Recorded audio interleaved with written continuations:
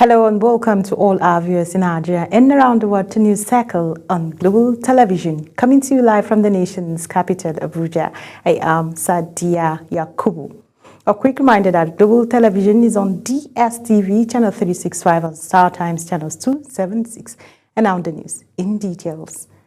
Bauchi State Governor Bala Muhammad has promised that he will never allow the state to become a base for bandits, terrorists or any other criminals. He made this statement while presenting the 2026 budget of more than 878 billion naira to the State House of Assembly. The governor explained that Bauchi has worked very hard to achieve peace, and anyone who tries to disturb that peace will face serious legal consequences. A series of recent coordinated attacks across Kwara, Kebbi and Niger State has renewed national concern over internal security. At the high-level security briefing in Abuja, the Inspector General of Police, Kayode Egbetokun, warns that any breach of anywhere is a threat to peace anywhere, as he unveiled stronger policing measures to protect vulnerable communities nationwide. Defense correspondent Kikelomo Okeli has details.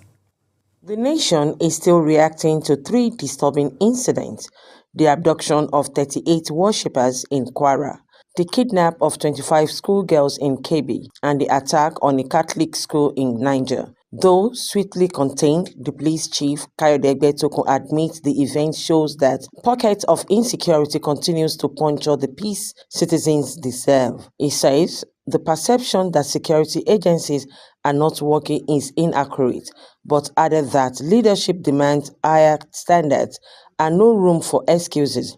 According to him, officers are under strict order to ensure every abducted pupils in Niger is rescued and reunited with their families. He stressed that Nigerian security architecture must now institutionalize collaboration across agencies, state government, and community structure in order to defeat crime in the country.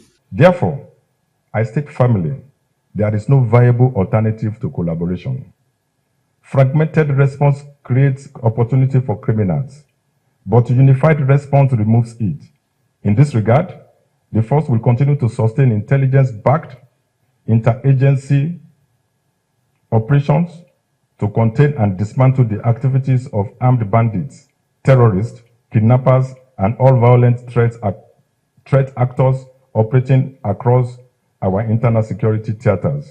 The Inspector General of Police also addressed the recent presidential directive withdrawing police officers from VIPs protection. He described the move as a strategic deployment designed to free manpower for frontline duties, where public safety impact is greatest. He says over 500 personnel have already been recalled for active policing. Emphasize that this action is a patriotic, forward-looking, and operationally prudent measure designed to strengthen our manpower capacity for critical frontline policing functions. As the festive season approaches, the police chief directed all state commands to activate expanded visibility plans on highways, motor parks, and rural corridors, backed by AI-supported surveillance tools, drones, and intensified joint operations. With renewed operational urgency and nationwide deployment on the way, the police chief says the message to criminals is clear. The Nigerian police force is not retreating, it is advancing. Kikelomo Okeri, Global Television News. Representatives has commended President Bola Tinubu for declaring a state of emergency on national security. Lawmakers also urged security agencies to identify informants who endanger personnel and hinder operations. National Assembly correspondent Aniti Patrick reports. It was the third and final day of deliberations on Nigeria's security situation.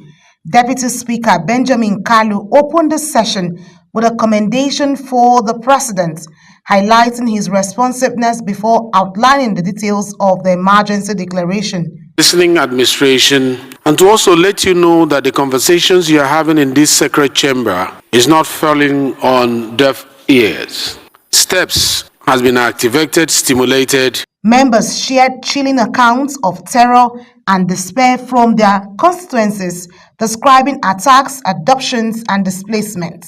Many expressed frustrations over the withdrawal of police officers previously attached to them, which has limited their ability to visit affected communities. Prominent people in this country have talked about these terrorists. They have taken pictures with these terrorists. They have acted covertly and overtly. Mr. Speaker, honorable colleagues, we cannot legislate in comfort while our people live in fear. We cannot plan for tomorrow while our children are unable to go to school today. Establish a Border Security Control Act to better secure our land borders. 5. Create a National Intelligence Fusion Center. Lawmakers rejected negotiations with bandits and called for individual states to prosecute and jail suspects locally. They emphasized that decentralized justice could serve as a deterrent to criminal activities. We must strengthen the Interagencies Consultative Committee on Election Security and deepen collaboration among INEC, the police, DSS, civil defense. I had a lot of my colleagues who were supposed to travel over the weekend to visit their constituency, to say they can't make it again because the security has been withdrawn from VIPs. Are we saying that we are not part of the VIPs? I'm sure that a lot of people cannot travel to their various constituencies without having armed men escorting them. Also need to implement community security plan to empower local government to develop tailored security strategy. After 3 days of discussions and following the president's decisive action, the House expressed optimism that Nigeria can overcome its current security challenges if the necessary political will is maintained. Attention is expected to shift to the constitutional review next week, with the House indicating it will vote on proposed amendments in the second week of December. From the National Assembly, Anie Patrick reporting for Global TV News. Senate has rejected a bill seeking to establish a National Ethnic and Reconciliation Commission. Senate correspondent Topsy Gimba has details. The bill, sponsored by Senator Anthony Ani of Ebonyi South, was turned down at its second reading during plenary. The proposed legislation presented by Senator Anthony Siaku Iyaro aimed to tackle ethnic marginalization, manage grievances, and promote national unity. The bill, however, faced strong opposition from lawmakers. We have taken several steps to address insecurity as we are facing now. We lack a permanent national institution dedicated solely to ethnic harmony, reconciliation, and early warning conflict prevention. Senate President Goza Pabio criticized the bill's wording, saying it suggested ongoing ethnic conflict and warned that a permanent commission might send a wrong message. Those in support that this Ethnic and Reconciliation Commission be set up as a law in Nigeria say aye. Those against say nay. The nays have it. Senator Adams Oshomole in the North also expressed concerns, describing the commission as an additional bureaucratic layer unlikely to offer practical solutions. Why we should open our eyes and create additional overhead to achieve purposes that can otherwise be achieved, even voluntarily, troubles me. But if in the views of the Senate is an offense to shoot down anything, let it go. While a few senators voiced support, the majority opposed the bill, leading to its rejection by a decisive vote. Those in support that this Ethnic and Reconciliation Commission be set up as a law in Nigeria say aye. Those against say nay. The nays have it. Also in the red chamber, the Senate also confirmed former federal lawmaker Ayo Ohulayat Omiduron as the executive chairman of the Federal Character Commission, FCC, approving her nomination along 37 commissioners representing the 36 states and the FCT.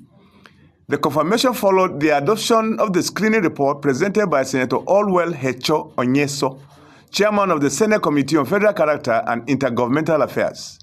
He said all nominees submitted the required documents and faced a thorough screening without any criminal petitions recorded against them. Mohamed Musa remains as secretary of the FCC. Presenting the report to the chamber, Senator Allwell Hecho Onyeso chairman of the Senate Committee on Federal Character and Intergovernmental Affairs, informed lawmakers that all nominees have appeared before the committee on November 13th. The committee received the curriculum vitae and other supporting documents of the nominees, as well as relevant security clearances, including the Nigerian police fingerprints, search report, and the vetting by the Department of State Services, with an acknowledgement of their respective documentations at the Code of Conduct Bureau. Leader of the Senate, Senator Kwemi Bamidele, moved the motion for the Senate to dissolve into the Committee of the Whole with the chamber to consider the nominees. Topsy Gemba, reporting for Global Television News.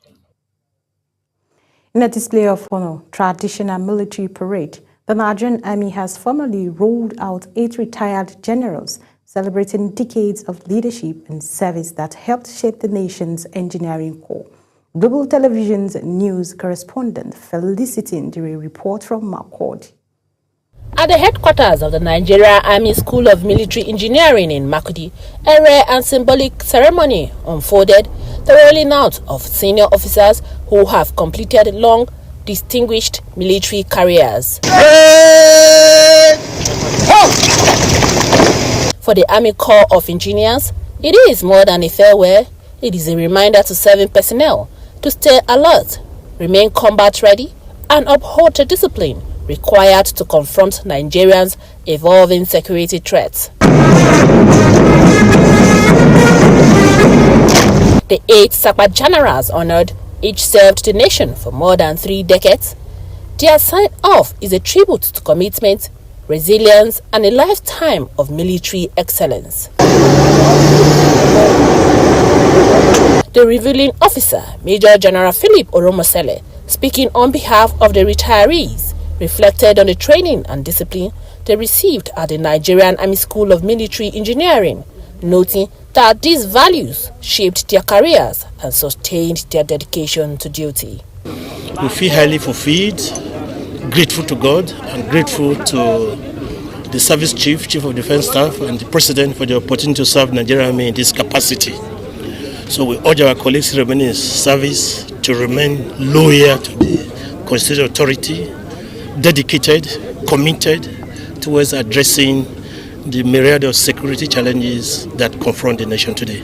Representing the Chief of Army Staff, the Chief of Personnel Management, Major General Adewale Adekeye, urged the retired generals to continue to see the Army as home and to offer their wealth of experience in strengthening professionalism within the ranks. I am here to particularly congratulate the 8 retiring SAPA officers for a meritorious service and to wish them the very best in the next phase of their life. The ceremony reached its emotional peak with a symbolic rolling out, a tradition marking the end of an era and celebrating the legacy of officers whose service has left an imprint on the Nigeria Army Corps of Engineers.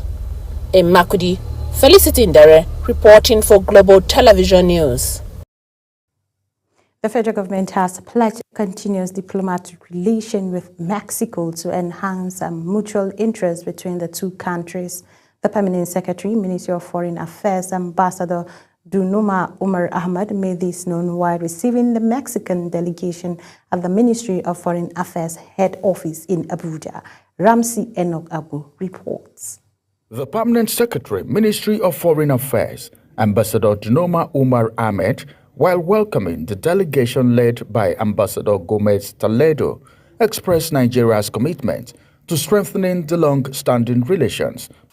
Nigeria and Mexico, though located on different sides of the Atlantic, are bound by shared values, complementary strength, and a common desire to promote peace, inclusive development, and multilateral cooperation. Our countries stand as regional leaders, Nigeria in Africa and Mexico in the Americas.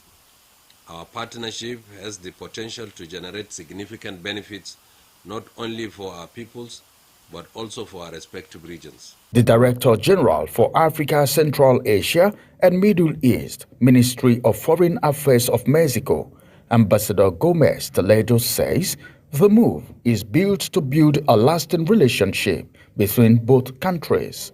I trust that today's meeting will open a new chapter in our bilateral relationship and allow us to resume a productive and more frequent dialogue between our ministries.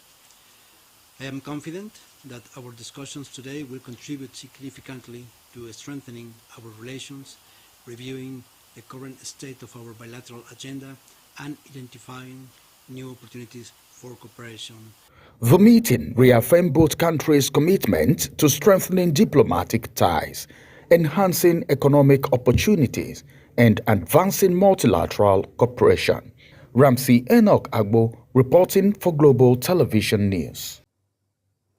Nigeria is exploring new frontiers in energy as the country seeks to diversify its industrial sector and reduce carbon emissions. Stakeholders from government, industry, and international partners convened from the German-Nigerian Hydro Symposium 2025, focusing on hydrogen policy implementation to accelerate industrial decarbonization and economic diversification. Here is Ubon Usur reports. The symposium brought together leaders from the Ministry of Petroleum Resources and Ministry of Budget and Economic Planning and international experts to discuss how hydrogen can shape Nigeria's energy future. Engineer Irene, Chief Petroleum Industry Analyst at OPEV, highlighted the role of hydrogen in driving cleaner and more sustainable industrial practices. She explained that implementing hydrogen policies could not only reduce carbon emission, but also create new industrial opportunities and strengthen Nigeria's position in the global energy market. We need to start now and start to model, start to put that in place, 80% export, 20% local, then we can start to get market share to make it more commercial. Also speaking at the symposium, Abdul Sika emphasized the critical role of infrastructure in building a green energy economy. They explained that hydrogen technology and other clean energy solutions can only succeed if there's robust infrastructure network to support production, distribution, and industrial use. Pure hydrogen and other hydrogen-based carriers can be produced and synthesized from an assortment of different feedstocks, including fossil fuel, biomass, water, solar, wind, etc. Moreover, they can also be transported, stored, and used throughout an array of different configurations. Participants also discussed strategies for industrial decarbonization, investment in hydrogen infrastructure, and policies that support energy diversification in Nigeria. Ubong Usoro for Global Television. You're watching the live broadcast of News Circle. When News Circle returns, Nigerian Sports Commission kickstarts sports reform session in Calabar. Details coming shortly, plus business and foreign stories on the other side of this break. Please stay with us.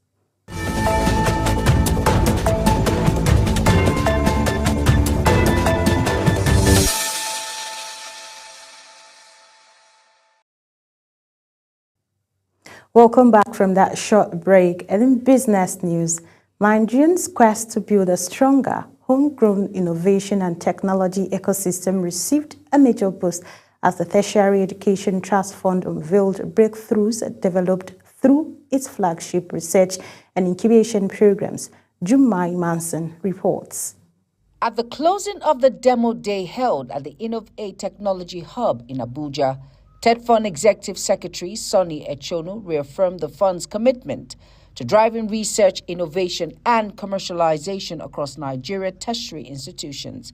He explained that the program are structured to move ideas from concept to real-world solutions, targeting key sectors including agriculture, ICT, energy, health, security, and the circular economy. And these programs are designed to equip our lecturers to reignite the creative, the research spirit in them. Echonu highlighted some of the prototypes on display, including a smart power management device, an automated plastic recycling system, and a self-propelled seed planting machine. Innovations, he says, reflect the ingenuity emerging from Nigerian campuses. He also commended the partnership with Innovate Technology Hub and acknowledged the Minister of Education, Dr. Maruf Tunji Alausa, for sustaining national support for research-driven development. Speaking on the quality and durability of the inventions, Deputy General Manager of Innovate, Dr. Deji Ige, stressed the importance of sustainability, rigorous testing, and long-term market readiness.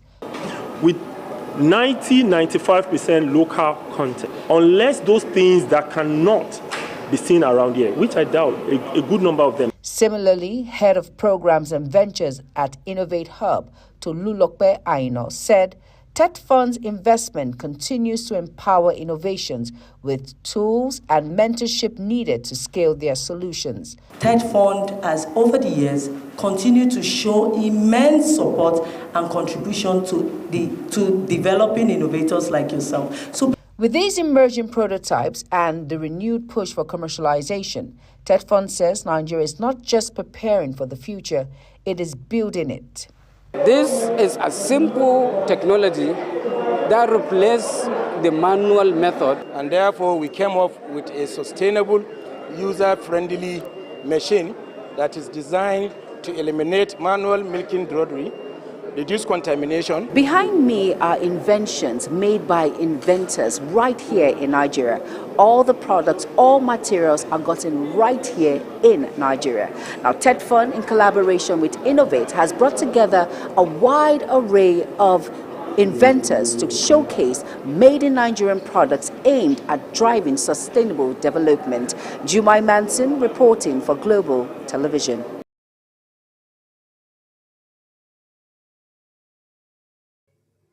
Rwanda's President Paul Kagame has accused Congolese authorities of delaying the signing of a peace agreement ratified by both countries' foreign ministers in late June in Washington, aimed at ending the bloody conflict in the Eastern Democratic Republic of Congo.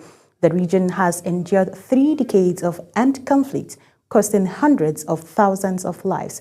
Over to Uyi Agbomofuegbe for the rest of the story. Violence intensified in January this year when the Rwanda-backed M23 armed group captured swathes of territory, including the cities of Goma and Bukavu. In June, the DR Congo reached a peace agreement with Rwanda, brokered by Washington, and the following month signed a declaration of principles with the M23 in Doha for what had been regarded as a permanent ceasefire. However, the conflict has continued, with both sides blaming each other for continued violence. I mean, the amount of hypocrisy and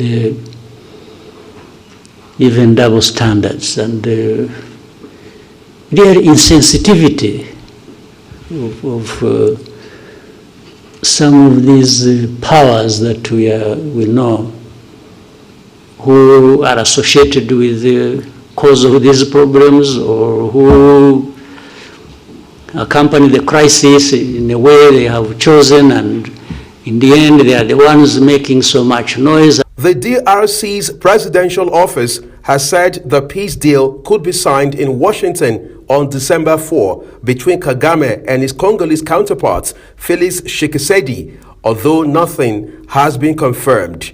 Uyi Agbomofuegbe reporting for Global TV News. And in sports, Nigerian sports sector is set for another phase of major reforms as the National Sports Commission opens a technical session of the second National Council on Sport in Calabar, a crucial step towards reshaping policy direction under President Bola Tinubu's renewed hope agenda. And Niete Patrick has the details. Declaring the session open, Director General of the Commission, Bukola Olokpade, described the technical meeting as the heartbeat of sports development in Nigeria, the platform where decisions on infrastructure renewal, athlete development, governance reforms, and private sector participation are designed. He reaffirmed the Commission's commitment to the renewed hope agenda for sports framework, which focuses on commercialization, improve athlete welfare, and long-term structural reforms across all tiers of the sports ecosystem. You can imagine my excitement when the technical session agreed that we have a scourge in our sports in H2. And when the debate started, everybody agreed that there must be a draconian approach in the punishment for those coaches, those stakeholders who encourage their wards to lie about their age, to fabricate birth certificates, to change their NIN. I don't believe that's happening, but I've been told in this debate that is happening. And that everybody came together to agree on that, all the directors of sports. Even when they were accused that this comes from director of sports, they all agreed that it has to stop. In her welcome remarks, Cross River State Commissioner for Sports Development, Agnes Atsu, highlighted the state's growing sports profile from the Abokim Green Marathon and Women's League Championship to the revived Governor's Cup, stressing Governor Basi Otu's commitment to sports as a driver of youth empowerment and economic expansion. A major highlight of the session was a presentation on risk management and sports insurance, urging the adoption of comprehensive protection policies for athletes, competitions, and operational activities across the country. With the technical session now underway, stakeholders say the outcome of the Calabar meeting could set the tone for a more structured, competitive, and professionally managed sports industry in Nigeria. Annie T. Patrick, reporting for Global TV News. And that's it on Global Television's News Circle. A quick reminder that Global Television is on DSTV, Channel 365 and StarTimes, Channels 276. Can you follow us across all the social media platforms now showing on your screen using our Global TV NG. I am Sadia Yakubu saying thank you for watching.